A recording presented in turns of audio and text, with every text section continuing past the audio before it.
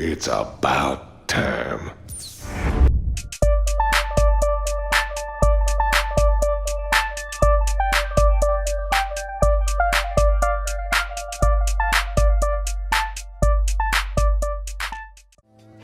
What's up guys, and welcome to this week's Top 10, where we're going to count down the top 10 best side-scrolling platformers of all time.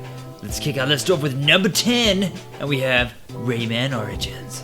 Now, the original Rayman came out in 1995 and was even on the original Atari Jaguar. Since then it's had 100 sequels, but the best of all has to be Rayman Origins for the PS3 and Xbox 360. One of the most impressive things about Origins is the fact that every backdrop in the game was painstakingly hand-drawn, which makes its aesthetic style not only unique, but extremely beautiful. Coming in at number 9, we have Castlevania Symphony of the Night. Now, Castlevania is one of those games that started its life way back in the day. In fact, in 1986, the same year I was born. I'm so old. It wasn't until 1997 when Symphony of the Night came out and people really took notice of the Castlevania series, and they haven't looked back since. Next up on the list, we have Super Meat Boy. Now, if you're a sucker for punishment and enjoy meat, then this game is right up your alley. Super Meat Boy is a side-scrolling, blistering fast platformer that will push your skills to the limit. One of the best things about the game is the fact that the controls are so on point and precise, and you need that kind of precision when you are made out of meat and there are sharp blades everywhere. Next up, we have the brutality of SHANK 2.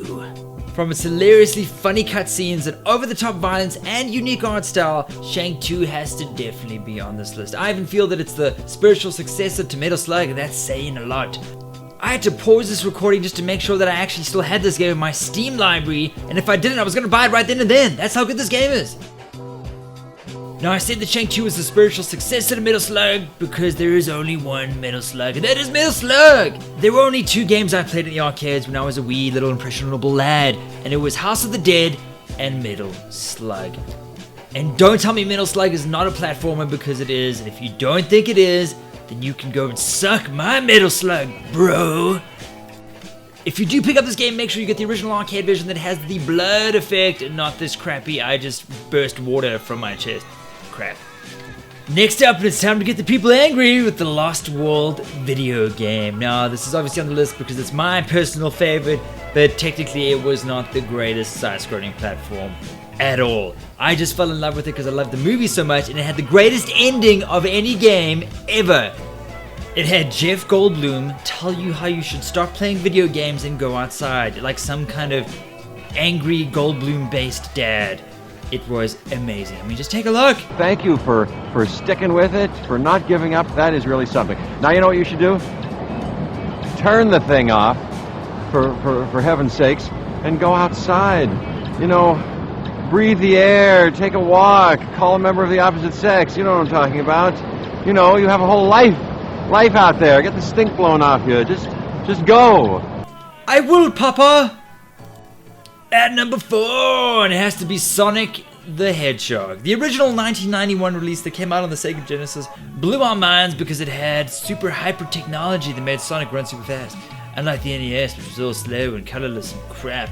You heard me. The whole world fell in love with Sonic straight away, and it's pretty much one of the main reasons that Sega was such a success. Unfortunately, the more recent games were total garbage, and we can only hope that a game that returns to the magic of the original Sonic is only not too far away. At number 3, and it's the winner of our last top 10 best soundtrack of all time, Ori and the Blind Forest. Not only is its soundtrack stellar, but its gameplay is equally awesome.